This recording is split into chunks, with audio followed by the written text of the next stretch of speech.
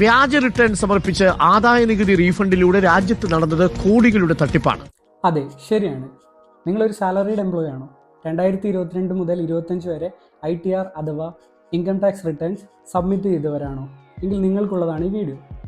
Recently income tax of India രാഷ്ട്രീയ പാർട്ടികൾക്ക് അല്ലെങ്കിൽ തെരഞ്ഞെടുപ്പ് ട്രസ്റ്റുകൾക്ക് നൽകിയിരുന്ന ഡൊണേഷൻസ് റിവ്യൂ ചെയ്യുന്നു.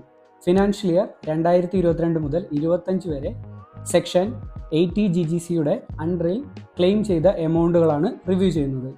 നിങ്ങൾ ഈ സെക്ഷൻ്റെ അണ്ടറിൽ ക്ലെയിം ചെയ്തവരാണെങ്കിൽ നിങ്ങൾക്ക് മുകളിൽ കാണുന്നത് പോലൊരു ഇമെയിൽ നോട്ടിഫിക്കേഷനോ അല്ലെങ്കിൽ നിങ്ങൾക്ക് നിങ്ങളുടെ ആധാർ രജിസ്റ്റേർഡ് മൊബൈൽ നമ്പറിലേക്ക് മുകളിൽ കാണുന്നത് പോലൊരു ടെക്സ്റ്റ് മെസ്സേജോ ഇതിനകം ഇൻകം ടാക്സ് ഇന്ത്യയുടെ പക്കൽ നിന്നും വന്നിരിക്കും.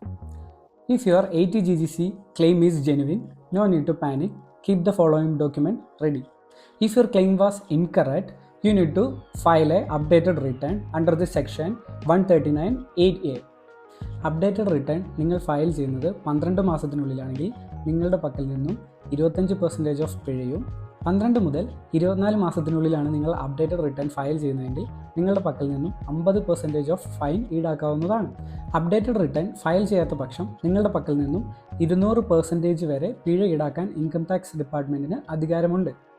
അല്ലെങ്കിൽ ഇൻകം ടാക്സ് ഡിപ്പാർട്ട്മെൻറ്റിന് 276(c) പ്രകാരം നിങ്ങളുടെ മേൽ ലീഗൽ ആക്ഷൻ എടുക്കാൻ സാധിക്കുന്നതാണ്. ടാക്സ് അടയ്ക്കാതെ നടക്കുന്ന നിങ്ങളുടെ ഫ്രണ്ടിനെ കമൻറ്റ് ബോക്സിൽ മെൻഷൻ ചെയ്യുമല്ലോ.